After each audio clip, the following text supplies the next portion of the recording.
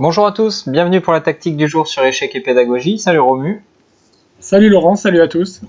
Alors aujourd'hui, une partie relativement ancienne, 1885, entre les joueurs Richardson et Delmar. Le trait est au blanc et nous vous invitons à mettre en pause la vidéo pour trouver par vous-même la spectaculaire fin de partie que Romu va vous présenter. Alors, spectaculaire effectivement. Alors, pourquoi on pourrait imaginer qu'une tactique est présente dans cette position?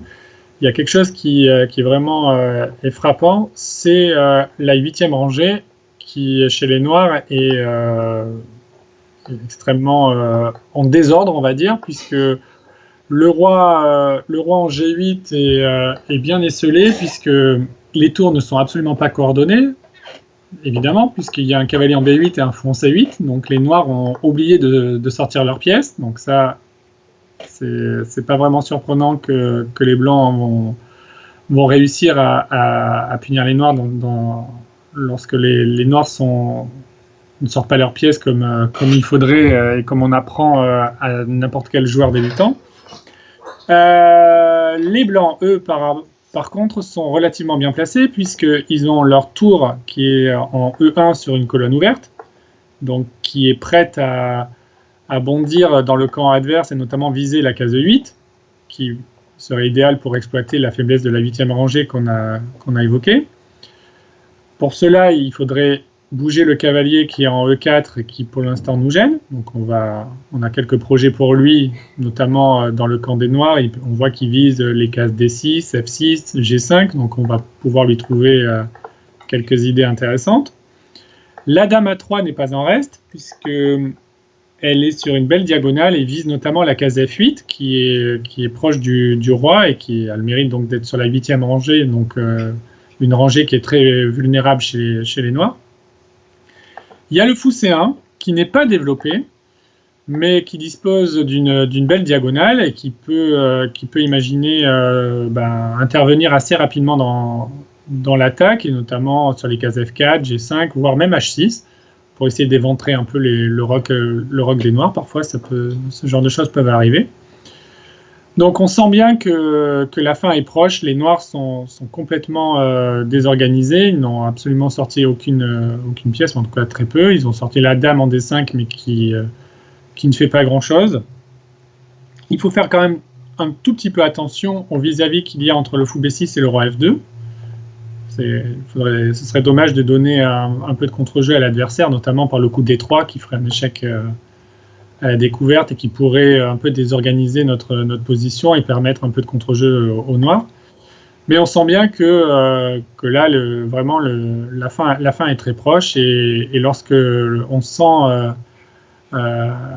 l'odeur du sang, il faut essayer d'envisager les coups qui terminent la partie, et c'est souvent des échecs, des prises ou des menaces, comme on a l'habitude de vous le dire. Donc on va regarder les échecs en premier. Donc il y a dame F8 qui ne mènerait pas à grand chose après roi prend F8, on ne voit pas trop comment continuer. Mais il y en a un second qui a l'air un peu plus intéressant, c'est cavalier F6, qui fait échec, qui attaque la dame, et qui surtout libère le passage à la tour E8. Donc les Noirs n'ont absolument aucune alternative, ils doivent prendre le cavalier.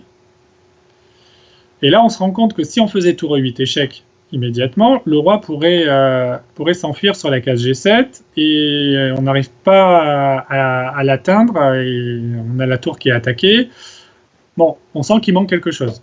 Mais en revanche, si on ne joue pas ce coup tour E8, on peut imaginer faire intervenir le fou C1 dont on vantait les mérites tout à l'heure, qui n'était pas encore développé, notamment sur la case H6, pour justement empêcher le roi de fuir sur G7.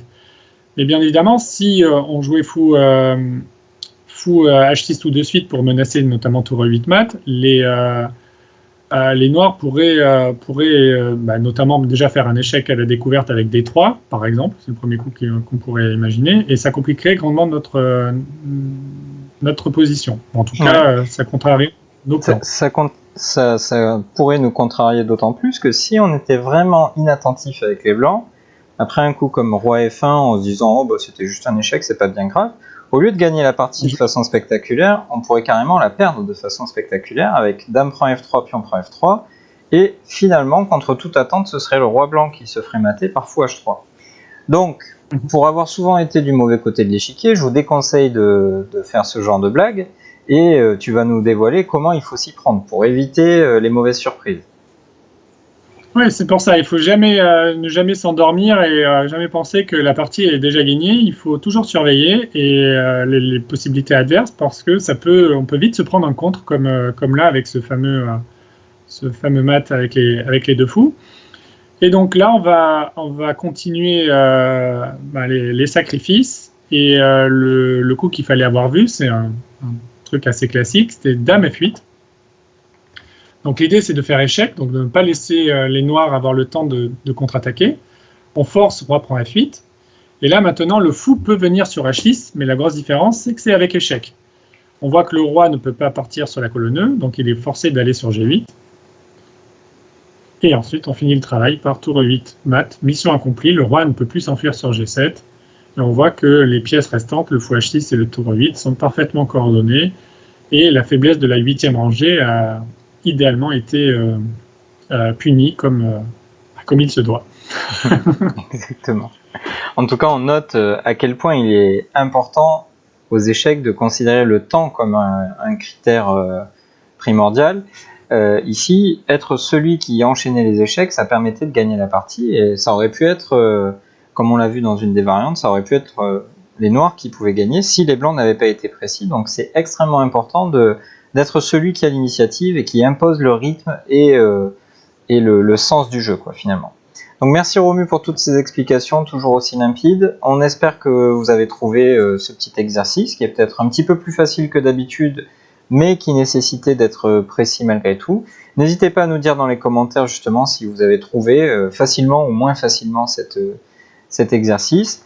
Merci également de liker la vidéo si vous l'avez appréciée et de la partager auprès de vos amis qui souhaitent progresser aux échecs avec notre concours. On vous dit à très vite sur Échecs et Pédagogie. Au revoir, à bientôt.